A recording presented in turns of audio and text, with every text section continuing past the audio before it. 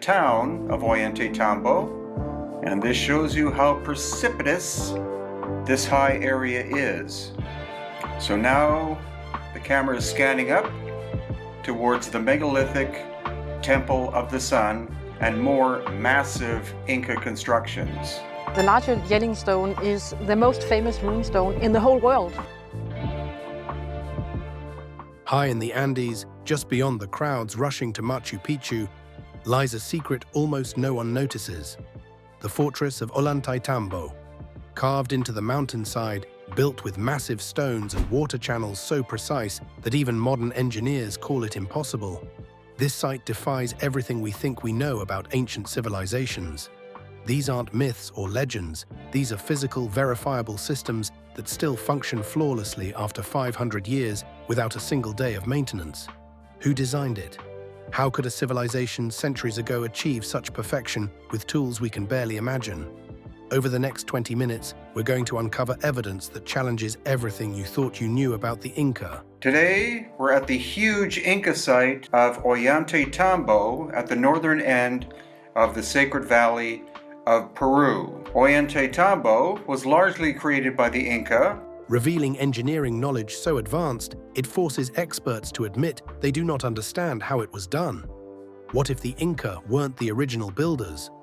What secrets have been hiding in plain sight, waiting for someone to finally ask the right questions? By the end, Ollantaytambo will no longer feel like just another ruin. It will feel like a doorway into a lost mastery of human history. The fortress that flooded an empire. January 1537. The Sacred Valley of Peru stretches out beneath a merciless Andean sun. Hernando Pizarro and his conquistadors are marching toward Ollantaytambo, their armor glinting, their horses snorting with impatience, their confidence bordering on arrogance. They have every reason to feel invincible. These are men who have already conquered an empire. They have toppled the mighty Inca capital of Cusco. They have captured and executed the Sapa Inca himself. They have watched native armies crumble before European steel, European horses, and the terrifying thunder of European gunpowder. Stone fortifications do not frighten men who have seen city walls fall across 2 continents. Ollantaytambo is just another obstacle to be overcome, another native stronghold to be taken and looted, another footnote in the inevitable Spanish conquest of South America. They have no idea what is waiting for them. They cannot possibly imagine that they are about to face something that will haunt military historians for centuries. They are about to lose a battle not to superior numbers, not to better weapons, not to tactical brilliance in the conventional sense. They are about to lose a battle to water itself, controlled and directed by engineering so sophisticated that modern experts still struggle to fully comprehend how it worked. The Inca defenders are positioned on the terraces above the valley floor, which is expected. The valley floor for the first time in 2 months. 23 ABC's Mark Christian is live tonight from the Grapevine with how travelers felt about our slick roads. Every siege follows predictable patterns, and the Spanish have seen these patterns before. Defenders hold high ground.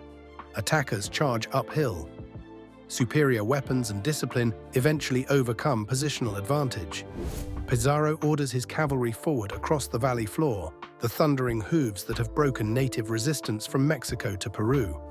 The horses surge ahead, riders lowering their lances, preparing for the uphill assault that will end this campaign like so many before it. And then the ground betrays them. Without warning, without any visible cause, the solid valley floor beneath the charging cavalry transforms into a swamp. Horses that were galloping at full speed suddenly sink to their flanks in mud that was not there moments before. Riders are thrown, formations collapse into chaos.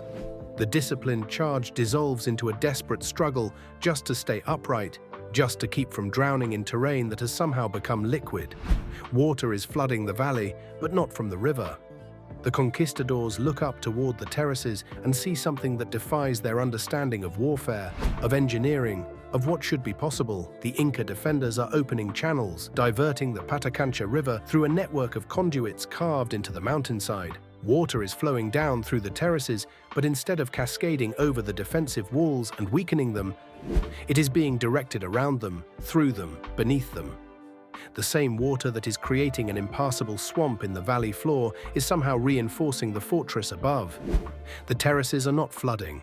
They are drinking the water, channeling it, using it as a weapon against the invaders while simultaneously strengthening their own foundations.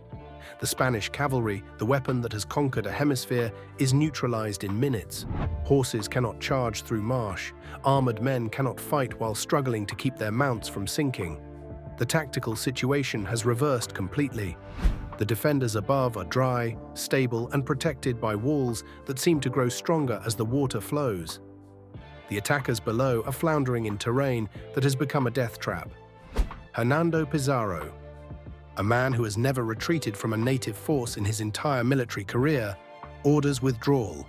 The Spanish army falls back from Ollantaytambo in disorder, leaving equipment and pride behind them in the mud. It was one of the only military withdrawals the Spanish ever made during the entire conquest of South America. Think about what that means. These conquistadors had faced the Aztec Empire. The Aztec capital, Tenochtitlan, fell to Spanish conquerors. They had conquered civilizations from the Caribbean to the Amazon. They had never encountered anything like what happened at Ollantaytambo. They would return later with a larger force and eventually take the fortress through siege and starvation. But that day, that specific battle, they lost to water. Not to warriors, not to weapons. To hydraulic engineering so advanced that battle-hardened soldiers who had faced death across 2 continents could only stare in disbelief at the fortress above them. Modern historians attribute this defensive victory to Incan genius, and they are absolutely right. It was genius. But praising the result does not explain the method. It raises questions that nobody seems willing to answer directly. How did a civilization that supposedly lacked written mathematical notation create a water control system sophisticated enough to be weaponized in real time against European invaders? How did they engineer channels that could flood a valley floor on command while simultaneously keeping their own fortifications dry and structurally sound? How did they design a system that could be activated during battle, transforming terrain in minutes with precision that modern military engineers would struggle to match? The Spanish had centuries of European engineering knowledge behind them. They had studied Roman aqueducts. They had built castles and cathedrals across the Old World. They had conquered sophisticated civilizations throughout the Americas. They had never seen anything like Ollantaytambo. And here is what makes this story truly remarkable. Neither, it turns out, have modern engineers. When contemporary experts examine the hydraulic systems at Ollantaytambo, they find themselves using the same word the conquistadors must have thought 5 centuries ago. Impossible. Not impossible because it did not happen, but impossible because we cannot explain how it was done with the tools and knowledge we attribute to the builders. The water that defeated Hernando Pizarro is still flowing today, through channels that still work perfectly after 500 years, and we are only beginning to understand what that means. Ollantaytambo, engineering beyond ancient knowledge. Walk up to the Temple of the Sun at Ollantaytambo's summit, and you will encounter something that photographs cannot adequately convey. 6 monolithic slabs of red granite stand like sentinels, each rising 13 feet into the Andean sky, each weighing approximately 50 tons. They are not stacked horizontally like bricks. They are standing vertically, fitted together with joints so impossibly tight that you cannot slide a piece of paper between them. In 2014, an engineering team from Boston University brought precision measurement equipment to the site. What they found defied everything they expected. The joints between these 50-ton stones vary by less than 1 millimeter across their entire 13-foot height. Let me put that in perspective. Modern stonemasons, working with laser-guided cutting equipment, diamond-tipped saws, and computer-controlled machinery, consider 1 millimeter tolerance across a large stone to be excellent work. These ancient builders achieved it with blocks that weigh as much as a loaded semi-truck, using tools that supposedly consisted of bronze implements and stone hammers. The Boston University team used a word in their report that made their archaeological colleagues deeply uncomfortable: impossible. Not impossible as in it did not happen, because obviously it did. Impossible As in, we cannot explain how it happened with the tools and knowledge we attribute to the builders. But the precision of the joints is not even the most remarkable feature. Look closer at those massive stones, and you will see something that changes everything. Channels. Water channels carved into the granite with geometric exactness, running from stone to stone, creating a continuous flow system through blocks that weigh 50 tons each. Some of these channels are no wider than your finger. Some run for dozens of feet across multiple stones. All of them maintain consistent gradient ratios that modern civil engineers struggle to achieve without computerized measuring equipment. Dr. Alexei Vranich, an archaeologist specializing in ancient engineering, The mysteries of the world. You're probably familiar with the pyramids of Egypt, statues of Easter Island. examined these channels in 2019. His assessment was striking. The level of pre-planning required to create continuous water channels across individually placed megalithic stones suggests a sophistication in hydraulic engineering that challenges everything we assume about Incan capabilities. Read that again carefully. He is not saying the Inca were clever. He is saying the engineering challenges everything we assume. In other words, the evidence does not fit our model of who built this and how. The channels were not added after the stones were placed. They were carved before transportation, before installation, before the massive blocks were fitted together with millimeter precision. The builders planned the water system first, then cut 50-ton stones to fit it. That is not how primitive civilizations build. That is barely how modern civilizations build. When ancient builders defied physics, those 6 red granite monoliths at the Temple of the Sun did not come from anywhere near Ollantaytambo. They came from a mountain quarry on the opposite side of the Urubamba Valley, 6 miles away and 1,000 feet higher in elevation. To understand what that means, you need to visualize the journey these stones would have had to make. First, they had to be quarried from solid bedrock on a mountainside. Then they had to be transported down that mountain. Then they had to cross the Urubamba River, a substantial waterway with no bridge. Then they had to be dragged up the opposite mountainside to Ollantaytambo. Then they had to be lifted into vertical position and fitted together with joints tighter than a human hair, all while incorporating pre-planned water channels that had to align perfectly across multiple stones. The Inca supposedly accomplished this without wheels, because they never invented them, without draft animals capable of pulling multi-ton loads, because llamas max out at about 100 pounds of cargo, without iron tools, because they only had bronze and stone, without cranes or pulleys or any of the mechanical advantages that other ancient civilizations used to move massive stones. The mainstream explanation involves large numbers of workers using ropes, wooden rollers, and earthen ramps. It sounds plausible until you actually try it. In 2017, a research team from the University of Illinois attempted to move a 10-ton stone using exactly the methods that conventional archaeology attributes to the Inca. 10 tons is only 20% of the weight of Ollantaytambo's smallest megalith. They assembled 200 workers. They used rope and wooden rollers on flat ground. After 6 hours of coordinated effort, they had moved the stone 100 feet. Then they tried to move it uphill. They gave up. The mathematics simply do not work. 6 miles of mountain terrain, including river crossings and significant elevation changes, with 50-ton stones that must arrive with water channels perfectly intact and ready for millimeter precision installation. Something is missing from this equation. Either the Inca had tools and techniques we have not discovered evidence for, or someone else built the core of Ollantaytambo using methods we do not understand. The water system that defies time and science. In 2003, hydrologist Dr. Kenneth Wright conducted a comprehensive study of Ollantaytambo's drainage systems. What he discovered should not be possible according to everything we know about ancient engineering. The entire complex is built on a sophisticated subsurface drainage network that actively controls groundwater pressure beneath the massive foundation stones. This is not surface runoff management. This is not simple irrigation. This is a 3-dimensional hydraulic system that manages water above ground, within the walls themselves, and beneath the foundations simultaneously. The implications are staggering. Someone understood subsurface water pressure thousands of years before modern soil mechanics existed as a science. Someone understood how saturated soil behaves during seismic events. Someone engineered a solution that modern earthquake-resistant construction still uses today. Drainage systems that prevent liquefaction and reduce foundation stress during ground movement. The Inca did not have seismology. They did not have soil mechanics. According to conventional archaeology, they did not even have written mathematics.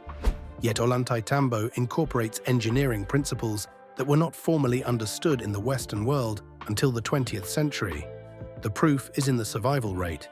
In 1650, a devastating earthquake struck the Cusco region. Spanish colonial buildings, constructed with European engineering knowledge accumulated over centuries, crumbled throughout the valley. Churches collapsed, government buildings fell, homes were destroyed. The Incan walls at Ollantaytambo stood without significant damage. The water kept flowing through channels that had been carved 5 centuries earlier, exactly as designed. The same scenario has repeated with every major earthquake since. Modern construction fails, ancient hydraulic engineering succeeds, and we cannot fully explain why. In 2021, a team from MIT analyzed the hydraulic flow rates through Ollantaytambo's channel systems using 3-dimensional laser scanning. They discovered something remarkable. The channels maintain consistent gradient ratios across the entire complex. 2% grade for primary water supply channels, 4% grade for drainage channels, 0.5% grade for irrigation channels. These ratios are maintained across hundreds of meters of carved stone, through walls, under terraces, and around corners. You cannot eyeball a 0.5% grade across 300 meters of hand-carved channels. That requires calculation, planning, and measuring tools that we have never found evidence for in the Incan toolkit. Modern civil engineers use laser levels and computer modeling to achieve this consistency. The Ollantaytambo builders achieved it with methods that remain completely unknown. Ancient engineering that history tried to hide. In 2014, ground-penetrating radar revealed something unexpected beneath Ollantaytambo's main plaza. An older structure. Not just older in the sense of being built a few decades earlier. Fundamentally different in construction technique. The radar showed massive megalithic foundations beneath the visible Incan structures, foundations using stones even larger than the ones above ground. Foundations incorporating water channels that feed into the visible system but appear to predate it significantly. Dr. Jean-Pierre Protzen, a Dutch researcher who spent 5 years mapping Ollantaytambo's construction phases, noticed something that challenges our fundamental assumptions about technological progress. The deeper you dig at Ollantaytambo, the more sophisticated the engineering becomes. The lower megalithic walls show tighter joints than the upper walls. The deeper water channels show more complex integration than the surface systems. The foundation stones show more advanced shaping techniques than the visible structures above them. This is backwards. Technology is supposed to progress, not regress. Civilizations should get better at engineering over time, not worse. Unless the Inca did not build the core of Ollantaytambo. Unless they found it, occupied it, added to it, but inherited the megalithic foundations and primary hydraulic systems from someone else. The Spanish chronicler Pedro Sarmiento de Gamboa, writing in 1572, recorded Incan oral traditions that spoke of Ollantaytambo being built by an earlier people, before the time of the Incas. The Inca themselves dismissed this, of course. Empires always take credit for the achievements of those who came before. But what if the oral tradition was accurate? What if the Inca were telling the truth when they said they did not build it?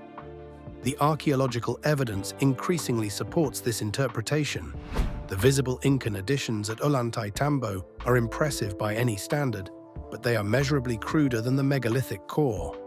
The historical Inca were skilled builders, but they appear to have been completing something they found rather than creating it from scratch.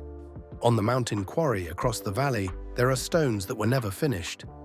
Massive blocks, partially carved, abandoned mid-process. But they are not rough blocks waiting to be shaped. They are precision-cut stones with complex angles, some already showing the beginnings of water channel integration, left in place as if work stopped suddenly.